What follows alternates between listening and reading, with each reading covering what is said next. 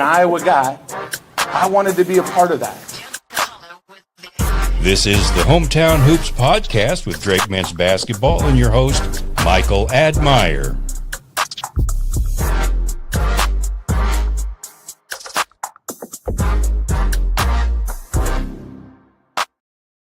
Hey, it is the Hometown Hoops Podcast. My name is Michael Admire on the Drake Sports Media Podcast Network. And as always, we are powered up by Learfield. Every episode of the Hometown Hoops Podcast is streamed and archived on the Drake Athletics YouTube page. You can also watch this streaming on the Drake Men's Basketball Facebook page. We have shifted it over there, so we're going straight to the fan base. So check us out on the Drake Men's Basketball Facebook page, or, you know, you can do it the old-fashioned way. You can pull us up wherever you get your podcast, including the free Varsity Network app from Learfield. Just search for Hometown Hoops Podcast, like us, share this with the fan base, click that follow button, because, man, there is the only place you're talking to every single coach on this staff. We're going through all the players, getting to know them right now as well. So this is the only place that is happening, and it's been a blast. So if you've been listening all summer, you feel connected to this group already. If you have not been listening all summer and you're just tuning in now, go back to the archives and listen in, because there are some great conversations. And we got another one lined up here today. We've got Warren Niles, assistant coach in the Drake Sports Media Podcast studio. Man, you guys got a good group of guys. Yeah, we do. I'm excited about this group.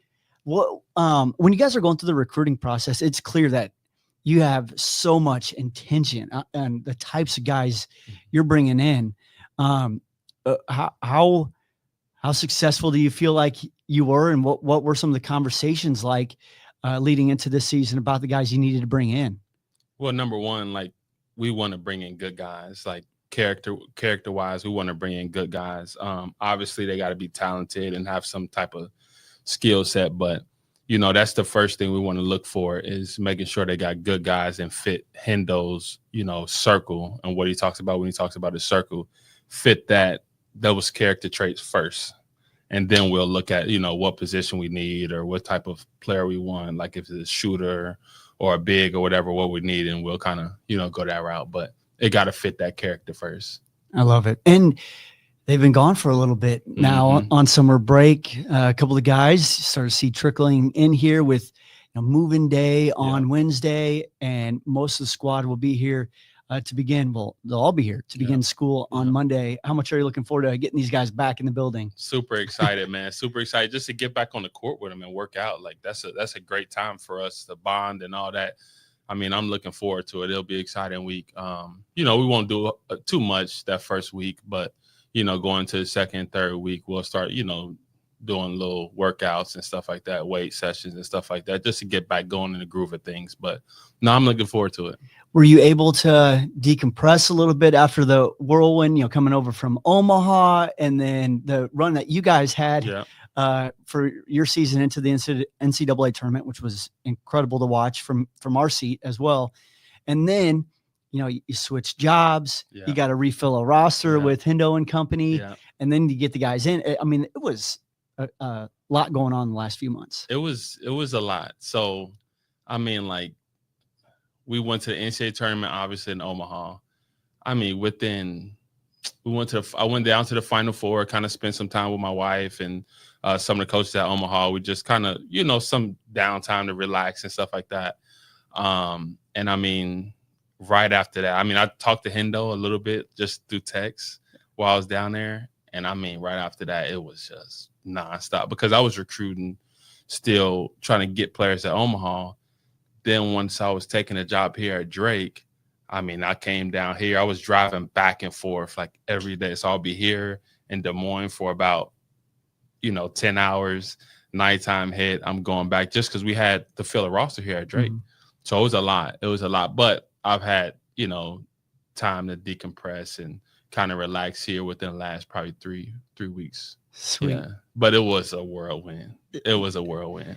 Yeah, I can only imagine. They have you gotten settled in here now to Des Moines, or are you still going back and forth from Omaha? Where you at? Nope. I You're kind of settled- got to okay. settle in. Yeah. Yep. That was in we moved here, I want to say the beginning of May, probably first week, second week of May, we moved in. Of course, had to still go a little back and forth a little bit, just moving stuff. But now we're settled in out in Waukee, and we love it. We love our neighbors. The neighborhood is great. I mean, everybody in Des Moines has been amazing to us so far. Let's go. And then you finally move in May, and then Wednesday. Were you a part of the move-in crew? I was a part of it. Okay, I was a part of it. I was a part of the flights of stairs. I was gonna say sometimes I feel bad for we put out videos and photos, and sometimes just not everybody makes it into the video or the photos, and it's like all that work and you didn't even get the That's public. Fine. It's fine, but it was fun, and it was really organized. Like that was a fun time. Like it was kind of easy. Everybody just pulled up on the side of the road. Everybody worked together, load up the stuff, take it upstairs, and that car was off. I mean, it was a tight ship. It was really good. It was really organized. It's neat to have one, just like the connection point with the parents and some of the first year students, but then also just to make one thing a little bit easier on that day 100%. For the families 100%. is massive. I don't know if some of them knew, like they will pull up and they'll be about to take the stuff out the car, and then the people will tell them like, no, these people got it. They was like, whoa, really? And we'll start taking. They're like, this is nice. This is cool. Yeah. So it was a good day. Nice little surprise. And then I've heard you guys are a little coaching staff outing at the golf course. Oh yeah. All right. Oh yeah. A little competition. That's what I was going to say. I feel like this is a group that no matter what sport, paintball earlier this summer, or if you're on the golf course, a little competition. Which it'll be a lot of competition. It'll probably be a lot of trash talk, but I'm going to do the trash talk, but I ain't very good. Yeah, the skill set's not there. They ain't there, but I'll have fun with it, of course. That's great. Yeah. Where are you guys playing at? Do you know yet? I don't know yet. Okay. I'm not sure yet. We kind of been to Talons a couple times. Oh yeah. Yeah, but I'm not sure where we go. That's about as good as it gets in town. Yeah, that's pretty big. I was making sure Hendo was taking care of you guys on that front. Oh yeah, he is always. There's some nice courses in Des Moines, and then there are some courses that it's built for my skill set and my pocket. Yeah. Will you guys like break it up into teams and scramble, or is it head to head? I think we'll do a scramble. We're kind of going to do the young guys versus the quote unquote older guys. Okay. So it'll be good. It'll be good. Who is the best golfer of the crew? I'm going to have to go with Clink. Okay. I'm going to have to go with Clink. Clink is, but Billy and Gavin not far behind them. Okay, there's probably a pretty big drop off after Billy and Gavin. Well, Billy, Gavin, Hendo. After that, it's a big drop off. Me and Tram is Kyle. Yeah, we're all right. All right. Well, yeah. Clink seems like one of those guys. He played like every sport in high school. He just seems like one of those guys that is good at everything. And I can see Billy and Gavin being in that same. Oh yeah, and they're competitive too. Just annoying. Yeah, annoying. Yeah. All right. Well, let's get to know you and your background a little bit. A Cincinnati kid. Yeah. You go to Oral Roberts, a starter for 4 years down there. How did basketball get into your life growing up in Cincinnati? So I was born and raised in the Bronx. Yep. And then, once my parents split up when we was about 9, we moved to Cincinnati, and we kind of went the back and forth route. So we'd go to school in Cincinnati, and then we would spend summers and Christmas in the Bronx. So kind of how basketball, man, we lived in New York. We lived like, if the Knapp Center was our house, the tennis court, the tennis facility, that was a big basketball court, outdoor basketball court. And so we would, we'd wake up every day and we would walk down the stairs outside and then go across the street and shoot hoops, and we'll play. I mean, it got to a point where we're in high school, we're playing till 2 o'clock, 3 o'clock in the morning. But that's kind of how we just started, just a basketball court right there. And so we just continued that, growing up. Like, it wasn't football fields and stuff like that in New York. It was just a bunch of basketball courts. So we started playing and kind of just grew from there. There's something romantic about basketball in New York City, the Rucker Park legend and all that stuff. I mean, you were kind of living it a little bit. Yeah. What is that culture like? I mean, it's good. It's straight ball. Yeah. Like, and that's what you want if you love basketball. Like, but like growing up, it's not like I watched basketball, but I wasn't this basketball junkie. Like I just played and I wasn't very good early on. Like I wasn't any good really growing up until about maybe my junior year of high school. And I wouldn't even say I was like really good. Like I didn't start a varsity game until I was a senior. Wow. So the drive kind of for me came just with my two older brothers. I got two older brothers. One is 1 year older than me, and he was really good. But like growing up, we'd go to the court, all three of us. It'd be a bunch of, say it's 15 guys. I'm already going to that bench. I know I'm not playing first. And this was all the way up until probably sophomore high school. So I just, got hungry and I wanted to, get picked up, and they would always get picked up first. So I remember I made a decision like my junior year of high school. Like I'm gonna get up at 6 o'clock in the morning every day and just work out for like 4 hours. And I'm telling you, it worked. It worked. And that drive came from basically just wanting to be able to get on the court with your brothers. Yeah. Yeah. It's unbelievable. But they were like, it came easy to them. It didn't really come easy to me as well, as much. Like I had to put a lot of work in. Not saying they didn't work hard, but I had to put a lot of work in just to get to their level. Did they play college ball? So the oldest one didn't. The one that's a year older than me, he played college ball, but he had to go JUCO route because of grades, which I was really close to having to doing as well. Yeah. And then grades in JUCO, he ended up he had the opportunity to go to USC, didn't have the grades, ended up having to go to a Division II school.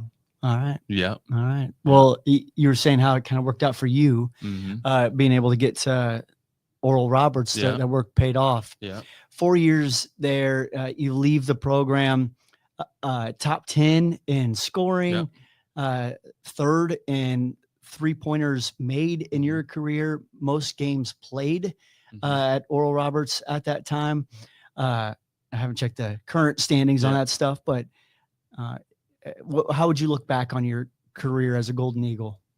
Oh, it was a great career. It was a lot of fun. And I, got to play with some really, really good players. And what's crazy is I got to, play under some amazing coaches. Like, of course, Scott Sutton's a legend. And, Chris Crutchfield, who I worked with at Omaha, he recruited me out of high school. So I played for him. Kyan Brown, associate head coach at Omaha, played for him, and Conley Phipps. Amazing coaches. It was a blast and I feel like I was really blessed to have that group coach me at Omaha. Like it was special. And we had a lot of fun and won a good amount of games. Yeah. You guys won some games and you filled it up a little bit. Yeah. I mean, your game, a shooter, to take us into, I was looking up YouTube clips. I couldn't find a ton of YouTube clips of you playing, but I saw the baggy shorts. Oh yeah, and the mid-range jumper quite a bit. Oh yeah. No, I kind of, I was always known as a scorer. Coming out of high school, I was known as a scorer, and when I got to Oral Roberts, like, what's funny is I remember like when I first got there, I was a skinny freshman. I was 6'4", 165 pounds, and I didn't get picked first. And I kind of was like, okay, I'm gonna show these dudes. And I just did what I was, comfortable with doing, and I was scoring the ball. Like I didn't know how to do much else, but I could score the ball.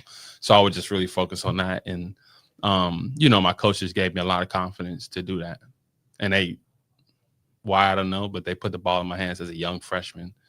And, I was able to do that. We're able to score. But what helped me was the confidence those coaches put in me. Like, to start a freshman you got to kind of have some confidence in that dude.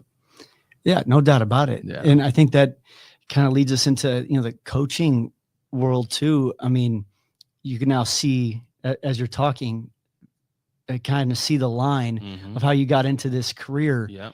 You were just around some really good coaches in Crutchfield and Kyan Brown. And was that what pushed you? And Absolutely. Yeah, pushed you into the coaching world? It was, when I retired from playing pro, I wanted to stay around the game.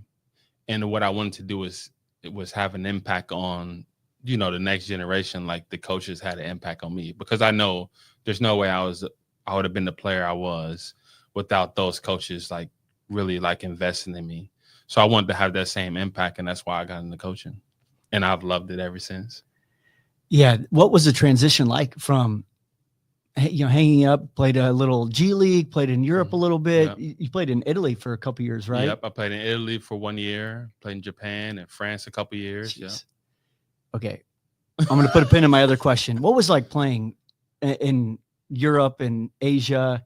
I mean, that's a really cool opportunity to be able to travel the world. Oh, it was a blessing. Like, to play in, just to play somewhere and get paid for it is a blessing. Yeah. Let alone the location.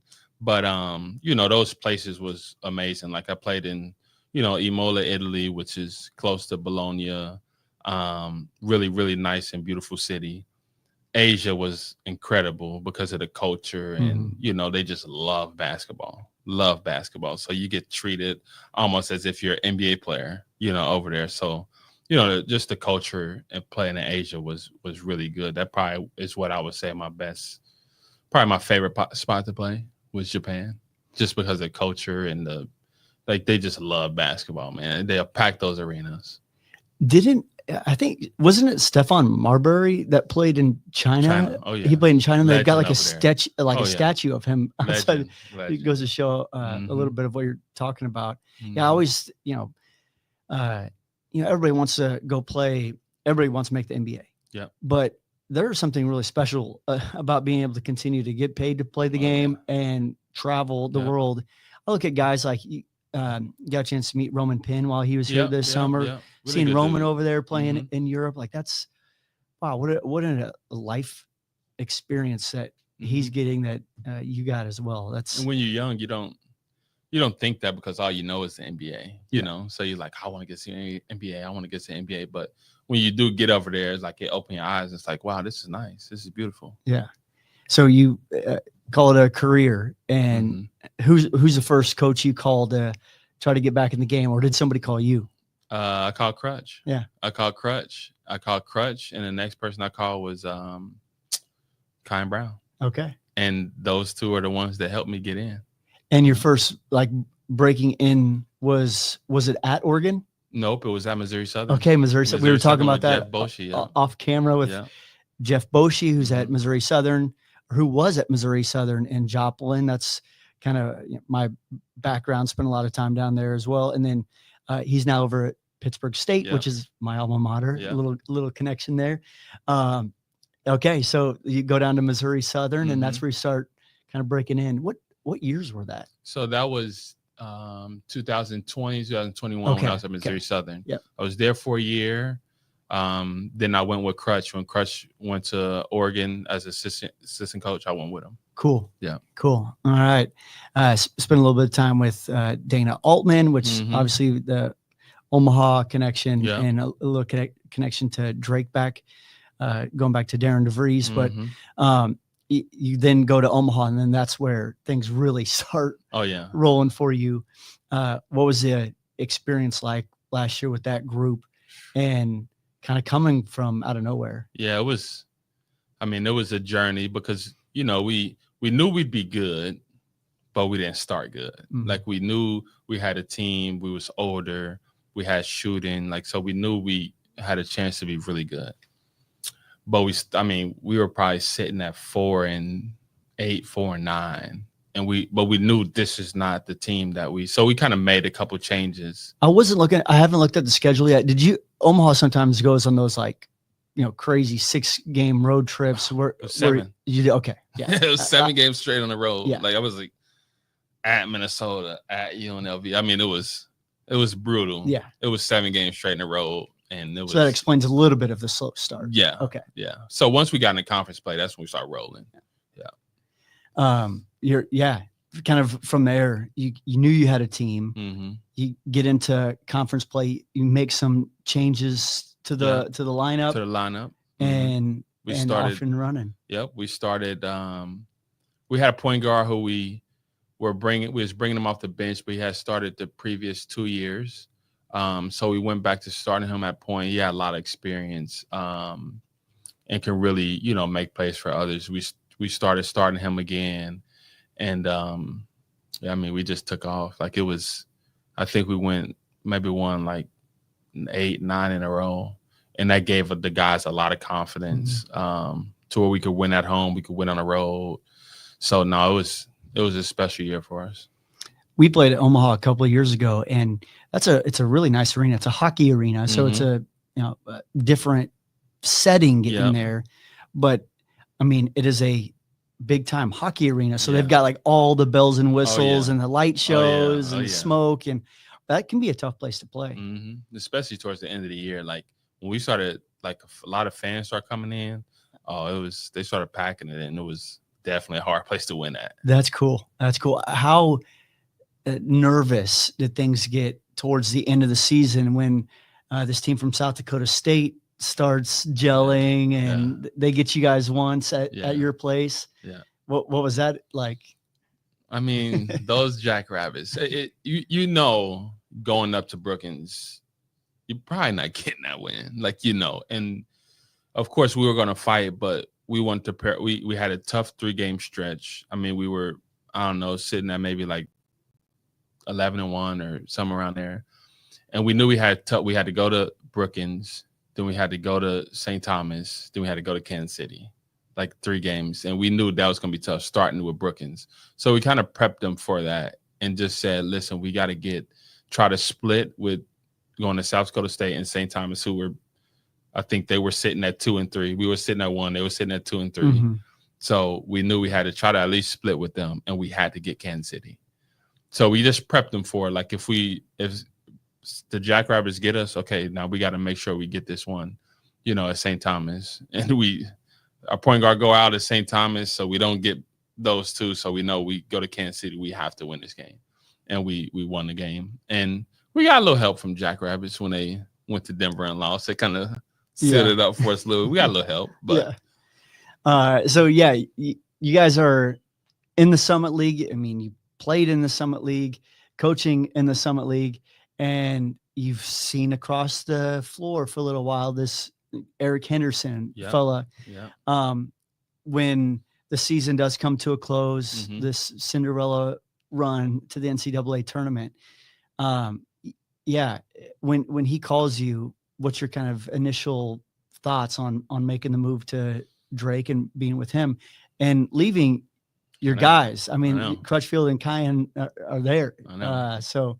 That wasn't easy. It was tough because, when you get into coaching, you hear like you want to work for a good guy. You want to work for, who you work for. It's about who you work for and not where you work, where you work at. And, being under Crutch and working, with Kyan was like a dream come true. You know what I mean? And I was really comfortable. I was kind of like, we gelled. We all knew each other they've known me since I was 17. So, I was really comfortable. But when Hendo called, and of course I talked to a bunch of people about it, and everybody's like, man, Hendo is a good dude. I'm telling you that's a good dude. Like, he ain't too much different from Crutch. That's a good dude. And you hear that stuff, but there's still some type of a little hesitant. Yeah, you're hesitant because I'm comfortable. Yeah, where I'm at, and I'm working on the Crutch, and we just won it all. And it's funny because we're in San Antonio, and I randomly hit Hendo because I seen he got the job, and I hit him, say congrats. We kind of been staying in touch for a while. And he's like, oh, I wanted to connect with you. So when he called me about coming to Drake, I mean, I was kind of like, really? And I talked to Crutch about it, and Crutch was like, I think you should do it. Like, if that's what you want to do, if you want to grow, because I wanted to grow. I want to grow in my role, grow as a coach, kind of be uncomfortable, kind of learn under someone else. And he's like, I think you should do it. Like, he was unbelievable in the process. And, everybody would tell me, oh, Hendo's the best. Hendo's the best. And I'm telling you, when I got over here, of course you hear it and you're like, let's see how it really is though. And there was everything everybody said. Like, the staff embraced me from day one. Like, because they had already been together and stuff. They embraced me from day one into my family. And Hendo is there's no different from me working. Hendo's so relaxed. He's so much of a family guy. Like, it's been a dream come true to work under somebody like Hendo and Crush. Like, there's no difference between them, like working under him. So it's been great. You could tell watching the videos of, Crutch jumping on the trash can and some of that, you could tell, and some of the interviews he did with how he spoke about coaching and being a leader, that he is special. Hearing it from you, that he's encouraging you to go out and grow in your profession and grow personally too. That's really cool to hear. Really cool to hear. And Hendo he was unbelievable in the process. Yeah. Unbelievable in the process. He's calling my wife, which was kind of different for me. I'm like, he's like, give me your wife number. And he's calling her and making her feel comfortable and stuff. Like, he was big time in the process. Very cool. Very cool. All right. Season it just is going to be here before we know it. You work quite a bit with the Wings, and we haven't talked a ton about this group on the Hometown Hoops podcast this year. We've talked to Wilkins. Haven't got a chance to bring Oku in here. Haven't talked to Braden yet, but that's a good group. That's a really good group, and they can shoot that ball, and that's what you want. I mean, that's the mismatch. Is the size and shooters. And that's the one thing you will see with this group is we got some size and some versatility to do different things. Yeah, and I look at we'll start with Will because we had him in here. He can defend, he can drive, but he's a sneaky good shooter. That Canadian and lefty. He got a lot of versatility. Like you said, he can bring the ball up, he can shoot the ball, he can really pass the ball, he can play in the post. Like, he's a mismatch. He's a mismatch. Yeah, it'll be interesting to see how you guys ultimately decide to use him and use the lineups because of the length. You can play in so many different ways. Could you see Will at the 3 this year? I can see Will at the 2. I can see Will at the 2, the 3, the 4. Yeah. He got a lot of versatility to him, and he's a really unselfish player. So he make plays for others, and that's going to help the team so much. I could see him playing 2 through 5. I mean, he got a lot of versatility to him because he's so strong. He's athletic. He can shoot it. He can pass it.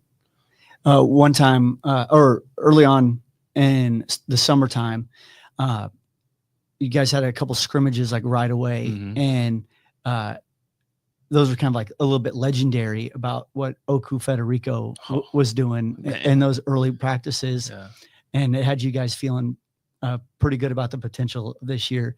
What were some of the first impressions of Oku? His motor. Yeah. I mean, his motor. I think that's the best thing about Oku is his motor. Like, he don't stop. And the way he rebounded, the way he fly up the court, he could get it off the glass and push the ball.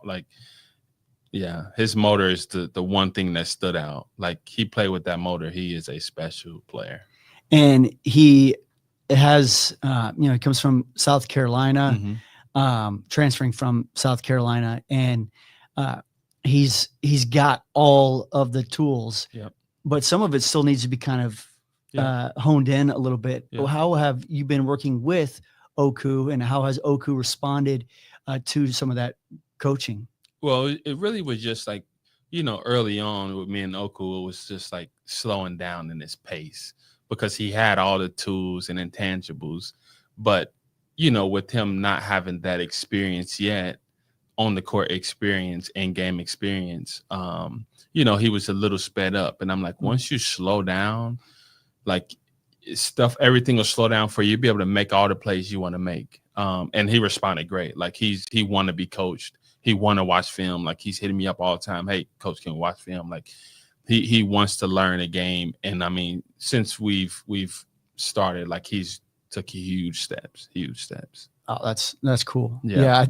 He's going to be fun to watch. And he's a guy, probably not see him at the 2, but he can play at all sorts of different positions. Yeah. And like you said, play the 5, and then that changes the whole dynamic of the team. Oh yeah. Yeah. And then Braden Applehans, Mm-hmm. a different type of wing, or maybe a more traditional type of wing with how he shoots. There are days where you walk into the gym and, well, you know, oftentimes there'll be, you know, donors or fans or a group in there that's watching, and it's just like it's almost like he's putting on a show for them, and everybody's kind of looking around like, okay, all right, we got something. He's a sniper. Yeah, Braden is a sniper. And I remember when we kind of introduced ourselves, and I said I'm the best shooter in the program. I still got to run it back with Braden. Yeah, that one's. I still got it because he can shoot. You that got ball. Jay Sean, but yeah, Braden can shoot that ball. Yeah. Like that, he is a specialist, and he can get it off quick. And I mean, he just got a knack for making shots, and you want guys like that. You said last year with your Omaha team that you knew you had a good team, just had to get there. Mm-hmm. I feel like coaches know pretty quickly what kind of team they have. What kind of team do you feel like you guys have? I think we got a very, very good team that's versatile. So that can adapt to many different things, and that can, you know, give the opponent different looks that can cause them trouble. I think that's what type of team we have. And I think we got the ability to win some games, but of course, you know, it's going to take some work, a lot more work, but I think we got the ability to win some games this year. You got a 70-degree day out on the golf course, so I need to get you out of here. I appreciate your time. It was a lot of fun. Absolutely. Thank you, Michael.